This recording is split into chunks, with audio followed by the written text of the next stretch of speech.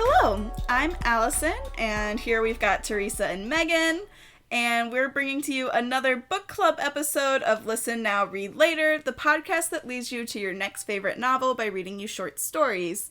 So today, instead of reading short stories, we're going to be talking about the last 5 episodes between the last book club episode and today, and kind of talking about what went on behind the scenes and just why we enjoy these stories and these books and wanted to share them with you.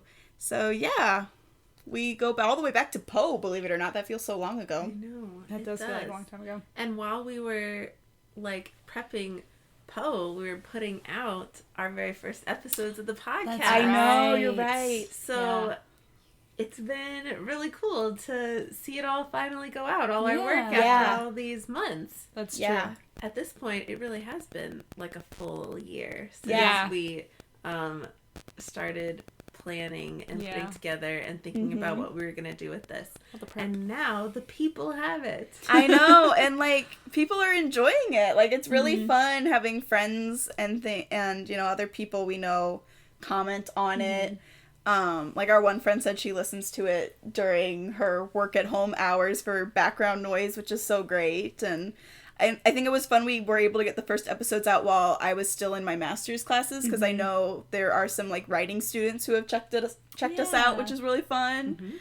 So yeah, it's been a really cool experience. It has been very cool. I've really liked seeing all of the short stories that we kind of just had compiled in a list and maybe grouped together a little bit, but seeing them become episodes and become book recommendations has been really cool, because I don't know, to take something so abstract and then see it come to life like we pictured is just, it's really neat. Right. I've been loving sharing the Instagram stuff. Yes, you really make fun. so many cute posts. You. I'm always plenty more ideas. We're professionals. Look at us. Well, and it's so good we have Megan, because social media just does not make sense to my brain. So it's every time you post them, I'm like, wow, we have a professional. She knows what she's doing. That makes me happy. I like to make things pretty. Yes. Well, and pretty things. We've got the whole thing organized in a Notion page, and I love that we've hit the point so you can mark things with number icons, but it only goes up to 10. So we're looping back down to the number 1 icon, and it feels like we're reaching a milestone. We've got all these check marks. It really does. Yes. It does. Yeah, this is our 10th episode. Yeah, I know. Number That's 10. Cool.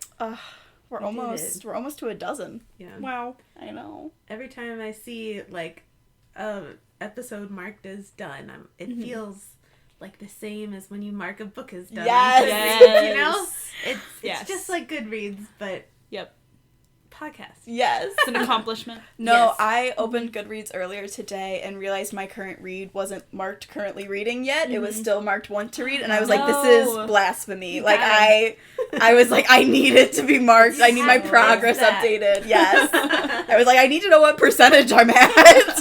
Yes. It's so silly, but it's so, satisfying. I'll read a chapter of a book on my lunch break or something, and I have to log it, because I just feel no, I'm further than that. I'm 5% further than I was right. before I took my lunch. I just started listening to a book today, and that was one of the first things I did. I listened to 5 minutes of it while I started cooking, and I marked it on Goodreads. Yes. I am reading it now. Well, and I gotta say, I'm pretty proud because I am higher up in my reading challenge than I have been in literally a decade, probably. Should we do a reading should challenge? we do a check-in? Should do we? A reading challenge. Oh, gosh. I don't know. I just feel really good about the fact that I'm only second to Teresa. That feels really... Listen. Megan is catching up. And I will complete it. We're all at, personal best ranges. I was better last year, Except for but... me. Well, just kidding. Yeah. Only Allison's at personal best. I actually had to move, I actually moved my goal higher because so what it all comes down to, honestly, is my master's, we had a list of 40 books that we had to read on our own time. And when I finished that last December, it was like, I am so used to pumping out reading. It's true. That all of a sudden I could put it towards like fantasy books. So I was spending so much time. And now that I'm back home, I am reading so much less than I was. Because it's like, oh, I can't just lay on the couch and no one will talk to me for the next 3 hours. That's fair. But I am on my 38th book of the year. Yes. I'm very impressed by that. I am very excited. I don't know if this will ever happen again. Yeah. I love that. I'm on my 13th book of the year. My goal is 30. Yes. Because last year I read 20? 25? Okay, that's a good goal. Something like that, so I upped it. Yeah. Yes. You're at your Swiftie but book.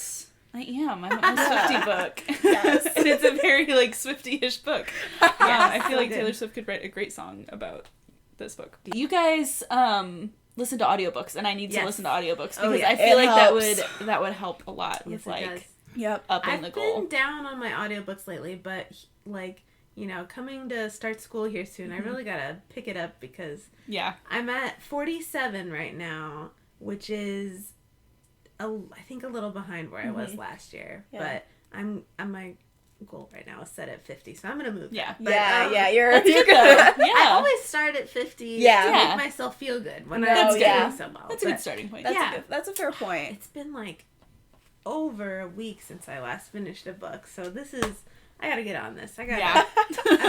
No, that's how I was feeling. There's just been some crazy weeks recently, and all of a sudden you realize you haven't picked up a book.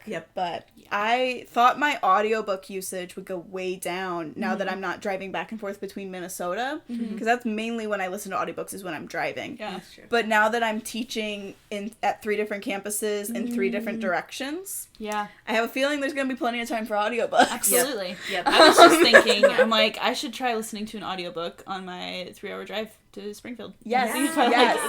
Yeah. Oh, and I can tell you some like 2 or 3 hour length ones. That would be good. Because I did that. I really like finding short ones because sometimes I know I'm not in the mood for like a full drive audiobook. Especially because I'll be like, that'll be a busy week after that. So it'll be nice. And if you listen to them on 2 times speed. Oh gosh, I don't know how you do that. I can at least do like 1.5. Yeah, 1.5. Yeah. I think I like the production too much. That's fair. Too, but you listen to them on 1 time speed? Oh yeah. How? Because I like so slow. But the voices get weird, and I feel like the voice matters to me. I listen to our podcast on 2 times speed. Same, actually. Because it feels more real that way. Yeah. When I listen to it on 1 time speed, I'm like, that's just my voice. Oh my god. But when I listen to it on 2 times speed, I'm like, oh, that's a podcast. Yeah. Like, That's so funny. This is real. That's so funny. She can speak twice as fast. Yeah. Well, you can get through longer audiobooks than I can if you're going on Teresa's methods. But for short ones, I really like I listened to the first 2 audiobooks of A Series of Unfortunate Events, which I had never read as a child. That would be really fun. Yeah, I never read those either. But they have full cast. That's cool. And like sound effects and things. Oh, they're really cool. I should do that. Yeah. I've always wanted to read those. Yeah, I feel like that would be a really fun one. Yeah, each book had like an original theme song, and like it's cool. really fun. That's cool. Oh, that's so fun. Yeah, so I would definitely, if you have like a 3-hour drive, they're usually about 3 hours long. Nice. I also had fun listening to Alex E. Haro has 2 novellas. Okay. That are fractured fairy tales. Okay. And they have audiobook versions. That's cool. Yeah, and those were fun too. My favorite full cast audiobook is Fairest by Gail Carson Levine, which is a childhood favorite. And yes, I've always wanted to read that. They have like part of their kingdom's thing is they sing a lot, and so they like fully produced all the songs. Oh my gosh, I'm gonna have to add this to my list. So oh my gosh, I love the book so much, and the audiobook version is great too. The only problem is when I listen to it at 2 times speed, it sounds a little silly. Yeah, it's almost like it's not meant to be listened to this way. It is. It's almost like they did it in a certain way for a reason. That's funny. So that one you could probably slow down a little bit. I love getting recommendations for things that are particularly good audiobooks because sometimes that's what you need. Like, you need a way to listen to something. You can't be holding a book. Yeah. And it does matter if it has a good narrator. That's true. That's true. I just read this duology that was actually, it's published by a Christian press, but it's not like, it's not like it was talking about God in the books. It was just kind of like, following Christian morals within the books and stuff. But it was a Neverland retelling, and it alternated. The first book's called Dust by Kara Swanson, and it alternated a girl's perspective and then Peter Pan's perspective. Okay. But they only had one female reader, so whole chapters were in her like I'm a boy voice. Oh. And it was kind of hard to take seriously. Like that is hard. I switched over to my paper copy pretty quick because I was like, Some audiobook readers do a really they believable, like boy voice. Right. It's challenging. Yeah. The girl who reads the Spotify version of Jane Eyre blew me away. Oh, really? I really, really love her reading. Cool. I think I listened to Jane Eyre as well. I don't remember where I listened to it, but cool. Yeah. I've heard there's a really good audiobook version of The Hunger Games. Really? There's one, it's like a specific version that I saw a girl on TikTok recommending because she really loved the narrator and just like, I don't know, the voice that she brought to it. Yeah. I haven't listened to it, so I can't vouch for it, but it sounded really, I'm curious really now. Interesting. I've gotten to the point where sometimes I recognize like similar narrators. Yeah. I think the audiobook narrator for Fourth Wing also did another book that I really like, and when she read her name I was like, wait, I know you. But it's when you know you're a true fan. Yeah, that's when you know you've listened to a lot of audiobooks. Yeah. That's funny. Christina Lauren, they've gotten Patty Murin to read a couple of their books. Really? Who of course is very famous for Broadway and specifically originating the role of Anna in Frozen. But so she's pretty cool. That's cool. Awesome. That's really cool. I would think Broadway people would do really well at Oh my audiobook gosh, reading. Very expressive. Yes. Yeah. Really any like voice actor or like Yeah. something like that. Oh, absolutely. Speaking of the Hunger Games though, I am forcing myself to wait as long as I can, but I'm probably going to give in to buying the new paperback box set that they're coming out with in a few months. I'm calling it in my head the Capitol version. Okay. Because they have these beautiful, bright floral covers. Oh. And it's like they said, we're going to make these look like happy, joyful, bright books. Just like the Capitol tries to make the Hunger Games seem all like bright and fun and joyful. Yeah. And then inside there will be kids killing kids. And I'm like, I'm a sucker for a metaphor. Yeah. And if there were ever books that I'm going to own multiple copies of, heck yeah. Are they going to put be that out interested to see before this. or well, so after that's the the new thing, one? is like, it looks like it's coming out, so it has Songbirds and Snakes in the box. Okay. But it looks like it's coming out before the new one. So I'm like torn on if I get this, but then it won't have all the books. Yeah. But I don't know if they'll add the new one. I also I really want to pre-order the new Haymitch book, but they haven't released the cover yet. And I know if I'm going to pre-order, a lot of times I do it from Barnes & Noble. I should remember to do it from Bookshop. But sometimes there are different cover options. And, I don't want to pre-order from somewhere until I know where the best cover option is. Very true. But I will be reading that the moment it comes out. Oh, heck yeah. And nothing will stop me. Heck yeah. I just, I especially love that because we've now, no one wanted originally a book about snow. So there was a lot of, mixed discourse when that book came out. But no one, she blew me away with the snow book. And so it's if she could do that well, which, we weren't even sure we wanted from her. And now she's writing a book about Haymitch, which we all would say, yes, please. Yes, of course. I just feel like it's gonna be so good.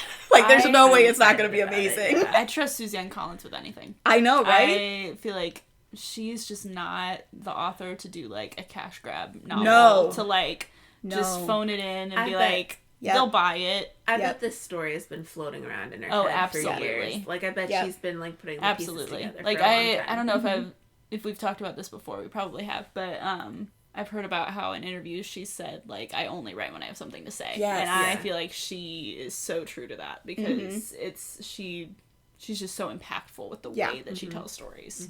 Yeah. I'm really curious how she'll do this, and I'm also curious to see another Quarter Quell.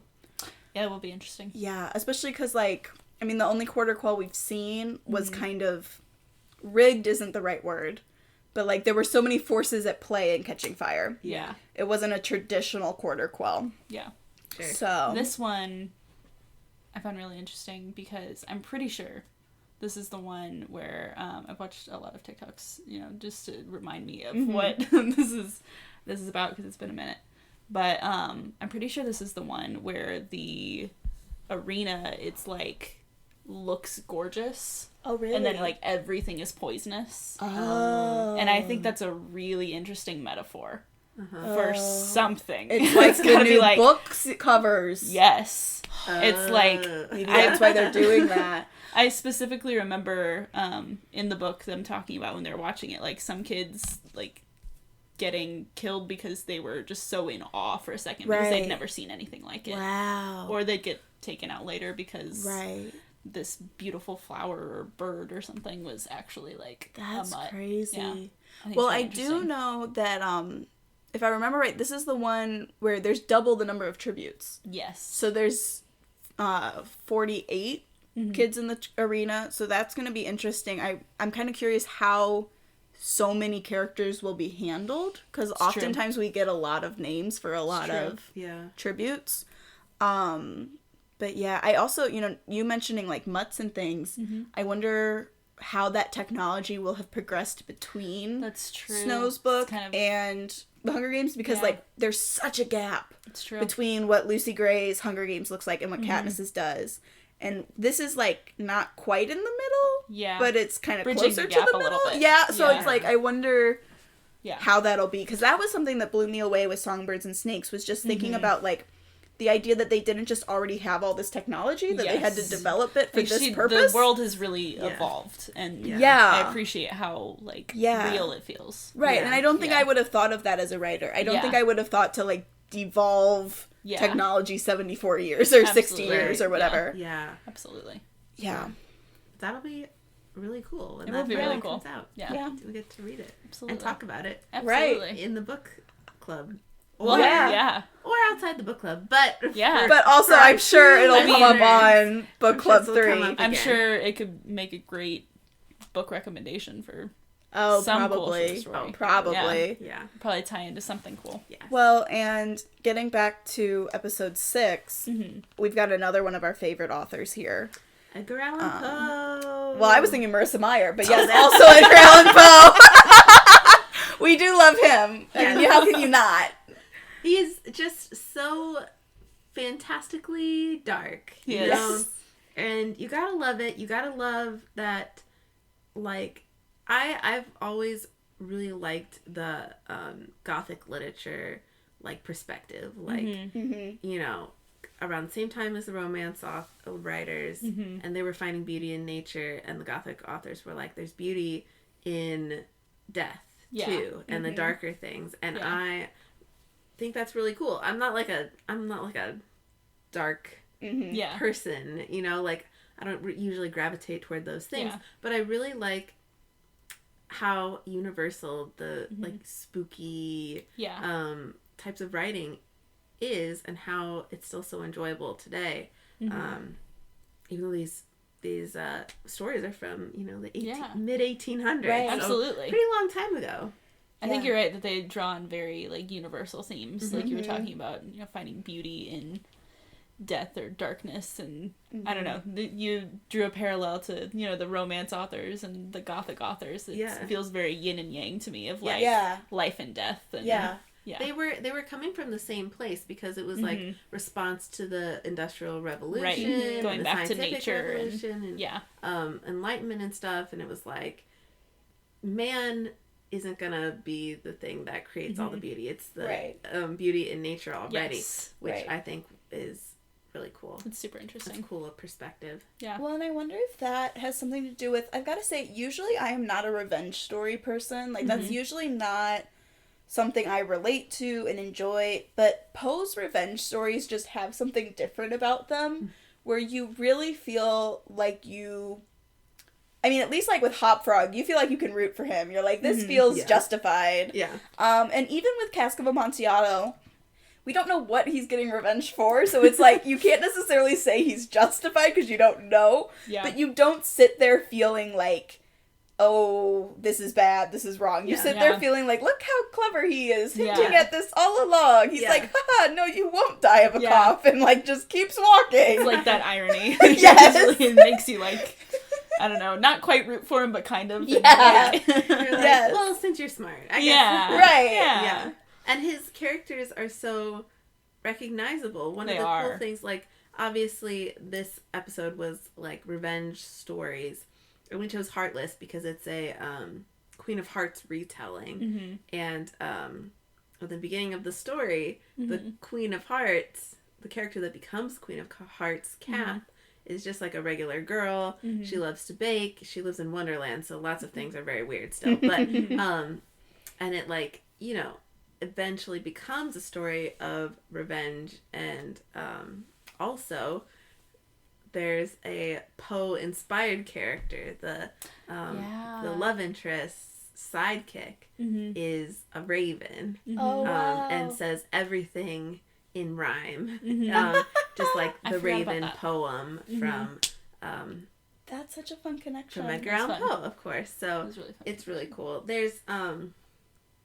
it's interesting because in the book Heartless, they have Wonderland, but they also have the world of chess, like, and then they're connected through the looking glass. Yes. Oh. And so the Raven character has a lot to do with, like, the rook and the, you know, chess and stuff. So, it's really cool connections, and Marissa Meyer is brilliant. I think, yes, she is. We are big Lunar Chronicles fans, as Heck I mentioned in this episode. Yes. Heck yeah. But Heartless, I feel like I reread it for this episode, and because I hadn't read it since high school, and as I was reading it, I was like, she thought of all of this, like, she came up with this, which I just think is so cool. Well, and that was the first not Lunar Chronicles book, right? Yeah, it came out. So, yeah. It came out in between Cress and Winter. I think. Wow. Oh, you're right. There was, like, or something like that, because there was kind of a gap between Cress Well, and Winter. that feels even more impressive because Winter is a complex book. Oh, it is. Yes, And it is. It is a long and with many the moving Bible parts. thin pages. Yes. Yeah. And so, yeah, to be doing all of that at the same time as you're bringing this fantastic, complex series to a culmination. That's very impressive. Yeah, that's a lot to be holding in a brain. Yeah. That's cool. Yeah, I it's so cool. Like we said, we love the Lunar Chronicles, but Heartless is still, like, that fairy tale retelling that you love from Marissa Meyer, but it's a standalone, so you can just pick it up and read just that one. Which is really cool. It's always nice. Highly recommend. We like that one a lot. Yeah. Big Marissa Meyer fans over here. Big Well, Marissa and before we Meyer move on, fans. just to, like, jump back to earlier, talk about great audiobooks. The Lunar Chronicle audiobooks make me feel like I'm watching a movie. I should Yes. listen to I those. love them. Definitely Like, that'd be listened to them cool. a few times. I've used them for multiple rereads because they're so cinematic, and I don't know how that narrator does it so well. She brings in all the accents, so I think that's part of it. Is like you really That's cool. you forget how global those books are. They're very and then you hear it, and it's like you've got French accents and accents from the Sahara and accents from East Asia and, like, all this different stuff. And she does it all so well and so gracefully. Yeah, talk about really someone cool. who's able to do different voices. Yeah, That's cool. Yeah. That's a good one. Recommend. Yes. Highly recommend Heartless. We will always sing Lunar Chronicles praises. Let's see. Well, and then after Heartless, we had our people watching episode, and we had so many, like, we went from narrators that were interesting because they're kind of villainous to narrators who are just interesting because of who they are. Yes. Yeah. Which, like, so our first story from that episode, the Tyler Barton story, he actually is a graduate of my MFA program. So we read his book in one of my classes. Yeah. And this was one of the stories that stuck out to me most because I was like, how often do you get to hear from the viewpoint of, like, a conspiracy theorist? Yeah, You know? very true. And it's like taken seriously. It's not taken as, like, a joke. Yeah. Which, like, we're not actually in the conspiracy theorist's head. We're in his brother's head. But we really are following that logic through a lot of the book, or a lot of the story. Yeah, it's earnest. Yeah. And I just found that so fascinating. And it's the same thing with the Marie-Helene Bertino story, which she very graciously, when she emailed us that we could have permission to read the story, was like, here's how you phonetically say my name. Oh, nice. I was so like, nice. Bless you. But, like, having a character... You know, I read that story for a class too, and I came into class thinking, like, cool, we had an alien narrator. And then all these people were like, but was she? Or is it just a coping mechanism? Mm-hmm. And I had never even, like, thought to question it. And so I really want to read Beautyland, the book that's, like, the expansion of the story, to see what stance the book takes and, like, if it answers that question. That would be really cool. That one was a very fascinating one. I liked reading that one. Yeah. A lot. Which brought us then, of course, to The End of the World is Bigger Than Love. Which I feel like when I brought this book up, you guys looked at me like I was crazy. Well, like, how do you explain the premise of this book? Right. It's really hard I sounded crazy. It's really hard to elevator pitch. Yeah. It's like, okay, there's these two girls. It's kind of post-apocalyptic. Yes. They're on a deserted island, and one of them thinks that a boy came to their camp, and another one thinks it's a bear. Like, up until the bear part, you sound completely like, this is solid YA. Yeah, it sounds so normal, and then you drop in the man or bear, like... Yeah. Yes. And then... So, it took me a while to read this book. It took me a little while to get into it. And I was just not sure about this. You're a little resistant. I was like, I don't know. This is pretty weird. Well, my favorite text I've ever gotten from Teresa was you were probably, like, halfway, 2/3 of the way through this book. Know exactly what you're going to say. And I want to find the text so that I say it right. It was halfway through, yep. Yeah, and I gotta get through all our texts about, like, do we have readers for the next episode? Just randomly I get a text from Teresa. I'm about halfway through the book, and every time I think I at least kind of know what's going on, something weirder happens. Why is she talking to a blue whale? And I'm like, but the whale is full of so much wisdom. It is full of so much wisdom. I loved the whale. Like, the whale has some of the best quotes of the book. 100%. And then after I got to that part, I, like, looked back at the front cover and I was like, there's whales on here. There is. That's true. I'm pretty sure the whale is the one who said the name of the book. Yes. Oh, you're right. You're right. Mm-hmm. Well, and also, he has the quote that, like, I see this quote all the time, and people, I don't think, know what they're quoting, but it's we live on a blue planet that circles around a ball of fire next to a moon that moves the sea, and you don't believe in miracles. And, like, I've seen people, like, post that with no credit to where it comes from. Is that where it comes from? Yeah! I thought he was quoting it in the book. I didn't realize that. Is he quoting it in the book? I have no idea. Maybe I missed some kind of interior quote, but, like, the whale says it in the book. Yeah. And I was like, this is very profound. Unfortunately, when I got to this part in the book, it just threw me back to Grendel in high school. No! I was like, no, not a philosopher, large animal. This is not okay. I can't do this. But I did, and I actually really did like it. Yes. The farther I got into it, it took me a little while, and I wasn't so sure about it. So if you're thinking about reading this book... And you think it sounds too weird. It is weird. It is weird. But I had a very opposite experience. I read this book very fast. Mostly because I was on vacation and I had the time to go read it on the beach. Not a typical beach read, but I thought it was a great beach read. Yes. But I loved, like, I don't know. I love books where you can kind of piece things together and maybe it's really hard to figure out how all the pieces fit together before the end. Instead of, like, figuring it out really soon. Yes. And honestly, this book, I feel like you don't completely have answers to everything. No. Well, which I loved. Yeah, I feel like if anyone needs a recommendation for an actual book club, like, this is such a good book to discuss with people such a good book club book. You enjoy talking to, because, like, that was one of my joys with giving it to you guys to read, because I read it and I gave it 5 stars and I loved it and I went through it really fast, but it's just like, It's an Australian book, and I mean, there's like a medal on the cover of my copy. Like, I think it's gotten some good recognition, but just not in the States. Yeah. And I was so excited to finally have people be like, you know, what do you think is true? Literally, I think as soon as I finished it, I went to Google and I was like, The End of the World is Bigger Than Love, ending interpretations. Because I was like, I just have to know what people are saying. Yes. There's not a lot of discourse online about it. No, it needs to be talked more. Yes. It needs to be talked about more. Yeah. Adapted into a TV show or something so people start reading the book. Right. It's, the ending is definitely something to discuss. I think that's one of my favorite parts of the book. Yes. You get to discuss the ending with other people who've read it. So, another recommendation, if you're going to read that book, make sure you have someone else lined up to read that book with you. Yes, no, it's torture to read it alone. Yes. Or I guess they could just talk to us. Yes, that's true. Yes, just like shoot us an email. We think about it. It's true. Yes, oh my gosh, if an email showed up in our inbox that was just like an need to interpretation of the end of this book. What do you think about that? Yes. We would have so much fun responding. I'm pretty sure you asked me something about the book, and I sent you guys a bullet point list because I was like, I have so many thoughts. Yes. I've been thinking about this the whole time. Yes.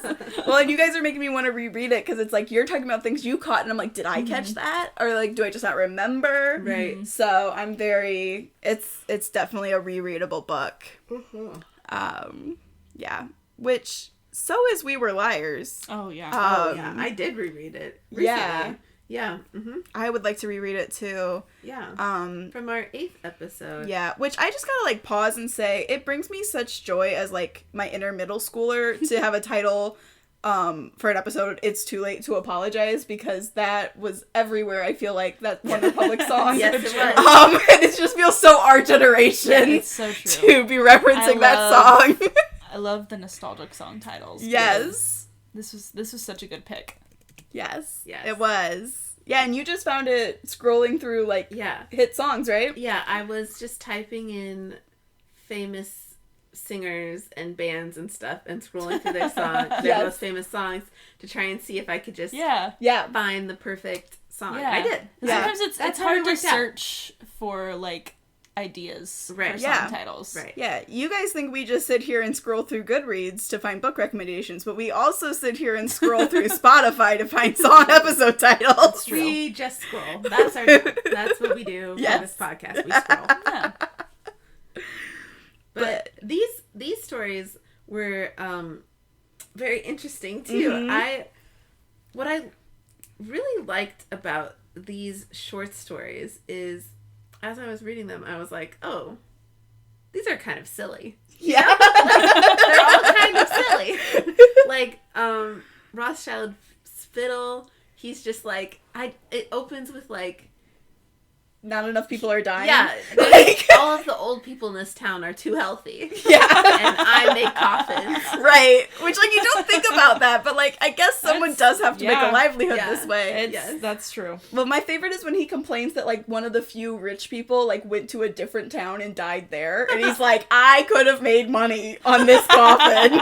And you had the indecency to die out of town. In a different town. Yeah, it was so silly. The Telltale Heart, I used to teach. I've taught that a couple times. So funny. Like, it's a spooky story for sure. It's another Edgar Allan Poe. So iconic. Yeah, it's so iconic. But it's also kind of silly because you're listening to the narrator talk about, like, this problem he has with his neighbor's eye so much that he wants to kill him over it. And you're like, what are you doing? And then he thinks that the heart is beating in the floorboards, and it's actually his the whole time.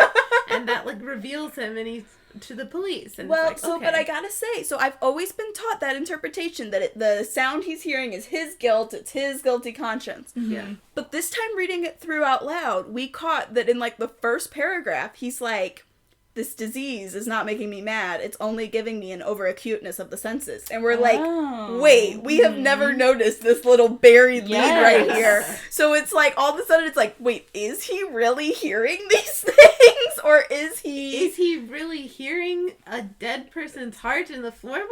No. I mean, like, probably not, because it shouldn't be beating. But also, like, when the person's still alive and he thinks he hears the heart, like, does he really hear that? I kind of just assumed that he's mad the entire story. I mean, he probably he's like, is. I'm not mad, but you're like, no, he actually is. And actually, when I taught this story, we did a mock trial. Oh, yeah? And the trial was either, is the narrator, is he guilty of murder, or is he not guilty because of insanity? Oh. And so... What one? I think different things in every time I taught really? it. I feel like it was split 50-50 because it's about how they present the evidence. And right.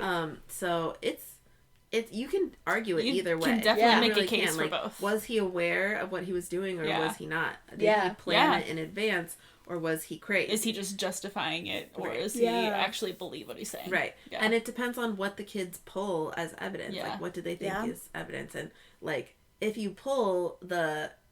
sickness line, you can be like, he was mad, he was insane. But if they don't pull that piece of evidence, then it's less convincing. Yeah, it's less convincing. So it was a really cool exercise that we did. I wore my graduation gown. Oh my gosh! This was all. I got all this idea from my cooperating teacher. That's so cute, from student teaching. And then she also had like a gavel. I think that's someone made for her one year or something. But it was really fun. So that's so cool. I never thought about you teaching the stories that we probably read true. together in English class. This one, I don't teach a lot of short stories actually, but this one I did because I did an Edgar Allan. I used to do an Edgar Allan Poe unit with 8th grade literature, which is so fun. Yeah. There's so much to take away from Absolutely. Poe. And we did it around Halloween stories. Classic. Well, I mean, if you're ever looking for one to add to your curriculum, the last story from this episode is, literary gold. It really is. I mean, dying of embarrassment from sneezing on someone is just... I feel like middle schoolers would love that. So relatable to the kids. Yes. Absolutely. Just the whole story through, I just, like, could not believe what I was reading. My favorite part is that, like, when we read it now, we're reading a story by Anton Chekhov, and we see his name before we get the story. And you're thinking, like, this is the man who is, like, a father of Russian literature. Like, he is Which is not traditionally hilarious. Right. Like, you traditionally in Russian literature, you're not expecting this kind of hijinks. Very true. And, like, in the first paragraph, he, like, self-inserts and is like, we use this word suddenly in literature all the time, but it's really quite fair because things happen surprisingly all the time. And, like, it's like, oh my gosh. And it was the very first story in a selected Chekhov collection that I read. And I was like, I'm so ready for the rest of this collection. What a good way to start. Right. And I mean, it turns out, so, like, he started publishing with these, like, really, really short, like, I mean, this is like 1,000 words max. Little funny little sketches. Because he was a doctor. He was a physician, and he wasn't making enough money. And he, like, just was doing this for the newspaper to, like, get really extra income. Yeah, and then, like... Russia's a weird place. It is. Healthcare in Russia was not a... I wrote a paper on that. But anyway, they didn't have, like, good obstetric care till, like, post-World War II. It's insane. But anyway, they, like, these formidable Russian writers of his time eventually started, like, noticing his talent and were like, you need to take your writing more seriously. And he ends up writing, I mean, like, Rothschild's Fiddle is, like, an indictment of hate and racism and, like, a beautiful story. Or, like, he has this other really fascinating story called Ward Number 6 that's too long for this podcast, but I definitely recommend. And it's about this, like, psychiatrist who develops a deep friendship with one of his mental patients and starts like spending all his free time in the psychiatric ward. And it's like this really like interesting development in these two characters' lives. Like he writes beautiful stuff, but he also has a story about dying from a sneeze. Yep. And that's just, I mean, that's a well-rounded author. That's range. Absolutely. That is range. Absolutely. Yeah. That's what we're looking for on this podcast. Yes. That type of range. Yes. Bringing us to last one. This is also Russian. Yes. Right? Yes. The Singers, which is a very interesting story. For example, we had a huge group that we got together for this, recording this story. We pretty much asked every male we knew. We asked every male we knew. We've got family members. We've got husbands and fiancés of friends. Of other people. Yeah, not ours. Like, we're like, people. we know your wife. Will you do us this favor? Yes. My brother's college roommate is on this one. Yes, like, yes. This is what you get for being lifelong friends. Yes. So we got everyone we knew to be on this. Yes. And then we talked them through the story. They Yep. read it. They did a great job. Yep. We thanked them. They all left. It was just me and Allison left on the Zoom. And I turned to Allison and I go, so what's this story about? And it's so funny because, like, my brother later that night said the same thing. He was like, what did we just read? Yep. Yep. And it's funny because, like, it made me think back to when I first read the story, and I was like, I don't remember if this is one that took a couple reads for me to like so much, because it's totally my fault that we read it at all. But I think it's really fun. It's, I have read interpretations where, so two men sing in this singing contest, and one is more technically skilled, and everyone's like, oh, he's gonna win.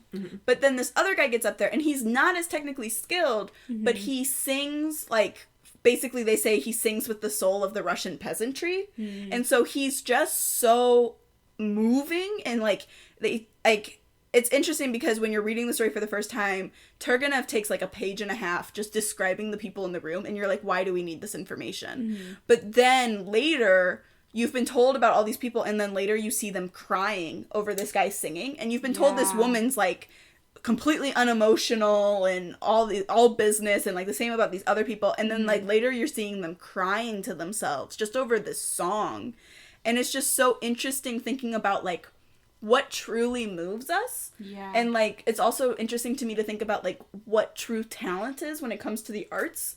Because so many, like, really moving artists were not technically trained. And they don't necessarily, like, meet classical standards. Yeah. But they say what people need to hear. Yeah. And it's just such an interesting thing to me. Yeah. No, that's very true. Talking about, like, is art about being the most technically skilled, the most, like... I think about I'm a physical, like, traditional artist, right, you know? Right. And a lot of people value realism as like the most talented, which is it's very impressive, very skilled, but without emotion behind it, it's not quite the same as some other works. Yeah, and that's, you know, I think of like Impressionism, where it's not a photorealistic rendering, but those are some of our most favorite pieces, or like Van Gogh and Monet. Yeah. So I think that's a really interesting way to show that in that story too. Yeah. And that I think choosing The Book Thief to go with this story, like, then fit it really well because Liesl and her, like, quest to collect all these books, it's not about, like, how technically skilled these writers are. Like, she starts with a Gravedigger's Handbook. Yeah, yes. It's about, like, those emotions and attachments she has to these things that are, like, being taken from people during the war, too. And she loves these and collects these, and it becomes a part of her, and also all the people that she meets along the way of her journey, even affecting death itself. Right? And I think that's really cool, and I love that we got to make that connection over like two historically set stories as well. Absolutely, because that was just a fun connection to make on it that was one. Yeah, absolutely. And we all adore the book theme. I love The book theme is just a beautiful book. It has pictures for people who are maybe hesitant. I always kind of forget about that, but it's true. It has some really cool pictures. I love the pictures. I love the pictures because I feel like they fit exactly what we were talking about with art. They're not like technically skilled. They're one of the characters drawing. Right. And they evoke an emotion, and they're very symbolic. Yeah. I love the way it's written. I love I love the little like inserts. Yes. Asides and things. Those are some of my favorite parts. Yeah. Even just the way the book starts, like it feels like I read this book I think in like 7th grade. Same. We were talking about that last time. And like I remember I was reading it as an ebook and it looked so weird on the ebook and you're like, why isn't the book actually starting? But when you like take the book as a whole, you're like, actually this is genius and beautiful. It's a beautiful story. And I think it's I mean it's a very popular, very well known book, and it's for a reason. It's very, very good. Absolutely. I feel like I haven't feel like I've seen it on like Book Talk or anything, but this True. feels like a free Book Talk. Yeah, because it's been around for a popular book. Yeah. Someone should like really bring that out. Yeah. Be like, hey, we need a book thief renaissance. Yeah. Well, it happens sometimes because We Were Liars, I think I heard about being on Book Talk. Yeah. And that came out in 2014. It did.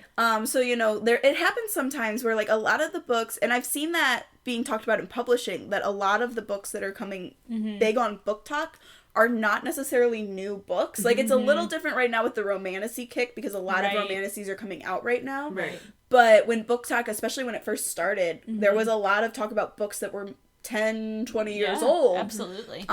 Which is kind of cool for those authors. Absolutely. That's see happening. Resurgence. Yeah. It's very cool. Well, and we were talking about kind of like differences in publishing earlier too, with thinking about these 5 episodes. Our short stories are mostly written by men, and a lot of these older short stories are written about like adult men, but the stories we're pairing them with are like about teenage girls. And it's really cool that like, like Teresa pointed out, it's like, well, at the end of the day, we're all human. Like, we all share these themes. Regardless of age or place or gender, Absolutely. And it's just really cool. You know, what moves us. Yeah. Like you said. Yeah. That's what's cool about literature. That's what's cool about digging up themes. That's That's why we're reading, like, I think these Russian ones are the oldest ones we've had so far, probably. And I mean, Ivan Turgenev, he was like dead before 1900, and yet we still are reading him. Right. This story came out in 1852. Recommending books from the 2020s, right? Right. So it's cool to bring those together. Yeah, for sure. Well, and you mentioned about the book thief is actually narrated by Death. And that's another overarching thing we have this time is just really interesting narrators. Yeah, for sure. Very interesting from like perspectives. embodied third-person narrators with like Hop Frog and where he's kind of like, oh, this is a story I've heard, but he's not a character in the story. To like outsider narrators with the singers, where it's like this guy just is telling you, oh, this is what I saw on my travels, to really up close and personal ones like we have in sometimes you break their hearts, sometimes they break yours, and it's a lot of very interesting people who I feel like really suck you into the story. Yeah, absolutely. Same thing with the novels we read too. Heartless is that like villain revenge perspective. The end of the world is bigger than love has 2 opposing narrators, but not always opposing. Right. And then We Were Liars, definitely unreliable narrator territory. And then The Book Thief is narrated by Death. So again, some really cool narrators that we got to hear from. Some interesting perspectives. Yeah, non-traditional perspectives on these ones, which is really cool. Yeah. I'm a sucker for those types of books, for know. sure. Absolutely. For sure. Stories. Yeah. Especially unreliability. And I love thinking about it as a scale too, because even narrators who don't mean to be unreliable can be unreliable just because they don't realize they're lying or they have misinformation or different things, and like it's true. There's a different I've always felt that way about one of my all-time favorite books is Jellicoe Road by Melina Marchetta. Yes. And she totally leads you down wrong paths, the main character, but it's because she's working off of wrong information. Like, she just, like, has gaps in her memory and hasn't been told the truth about things. Yeah. And so it's not that she's trying to lie to you. Like, this is truly what she believes. Yeah, it's just wrong. But, like...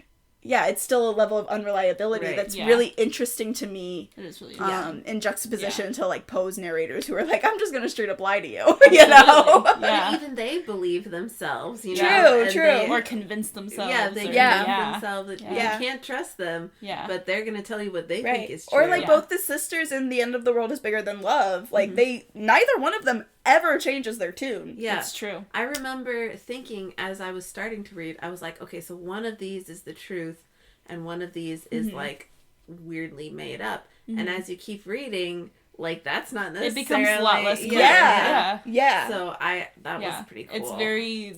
Some of their perspectives on things are very abstract, almost, and kind of, like, cloudy, and... Yes. Again, a very human experience. Like, not...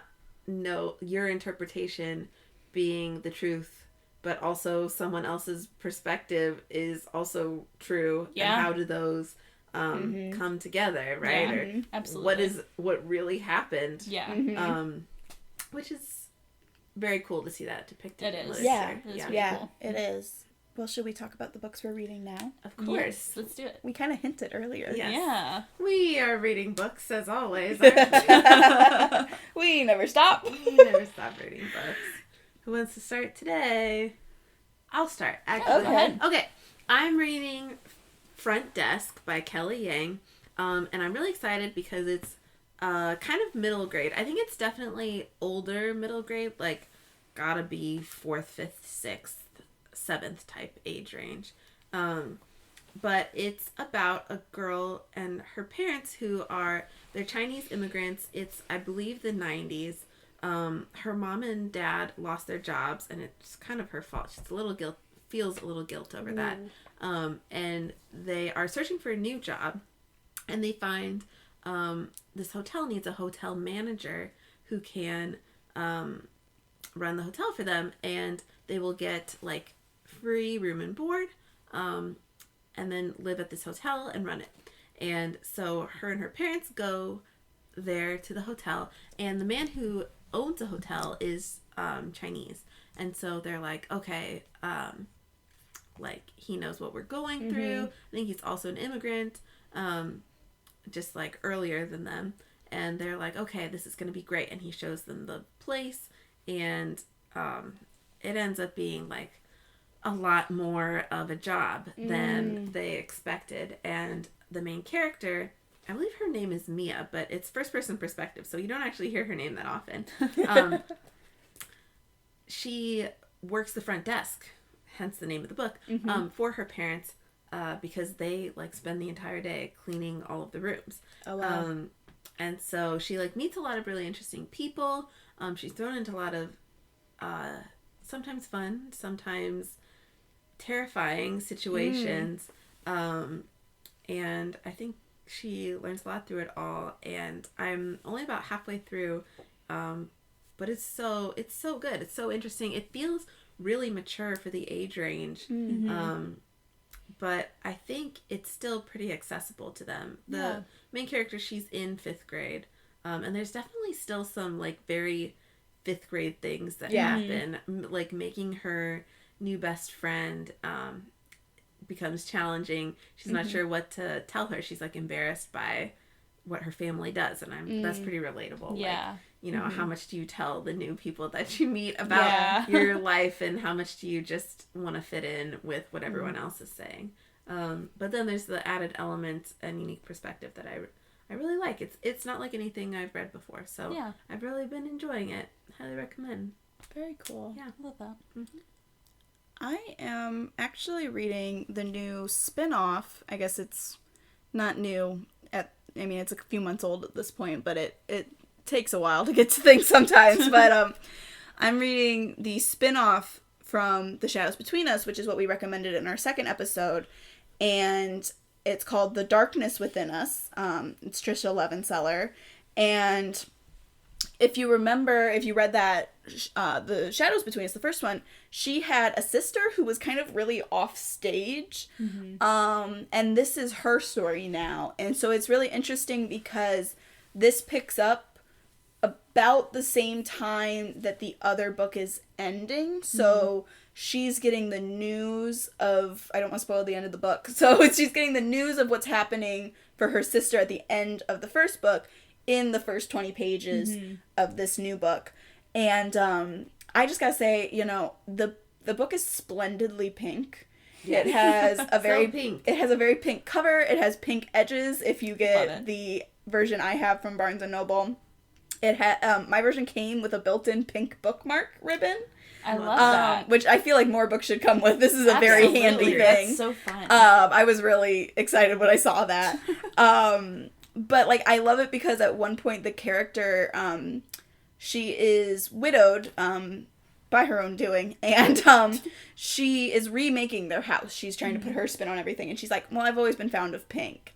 And so everything is getting turned pink. And so it just feels like the book has even like been given her touch, which is really cool. Like she's reclaimed that too. Yeah, it's a really fun touch. I feel like it's not very often that you feel like the character would approve of the cover of the book, you know? That's so true.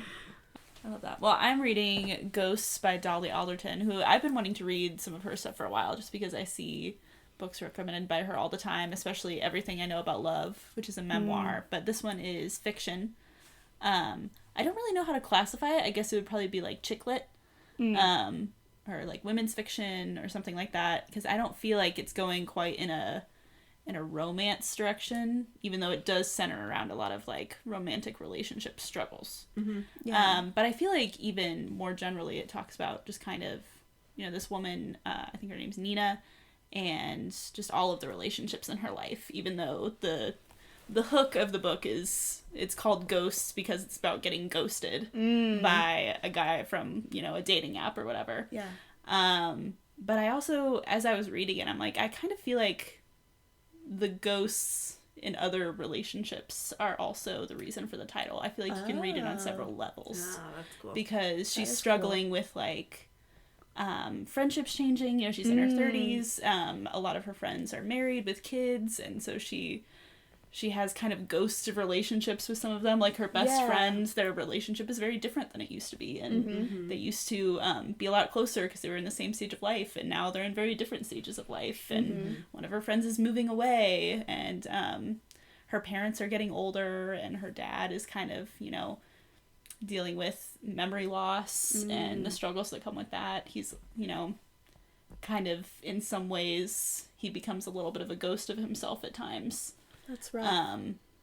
So I think it's really interesting. I am only halfway through the book, so I'm interested to see like what happens in all of those areas. I'm kind of smack dab in the middle of all of the like conflict of it all, and it's kind of building up and getting like worse and worse. She just got ghosted by this guy who she thought was like perfect, and thought it was really going to work out, and then he just stopped responding after a couple of months of like talking. So I'm interested to see where that goes, if he ever reaches out again, or if she finds someone else, or if she just decides to, I don't know, handle all of the ghosts in all of her areas of life. Very cool. I like the ghosts in different ways. That's cool. It does sound really cool. I don't know if that's the intention, but that's kind of what I was getting from it. Maybe if we like these books, they'll end up as recommendations. You never know. I gotta keep listening to find out. Well, that's the book club. We did it. We talked about the books. We did. We talked about the books. Teresa, you want to take it away? I will. Thanks for listening to this episode of Listen Now, Read Later. Follow us on Instagram for fun extras and updates on our next episode. If you want to support local booksellers and this podcast, we have so many recommendations on our bookshop.org affiliate store. Now it's time for you to go read your mini books, and we'll catch you when you listen later.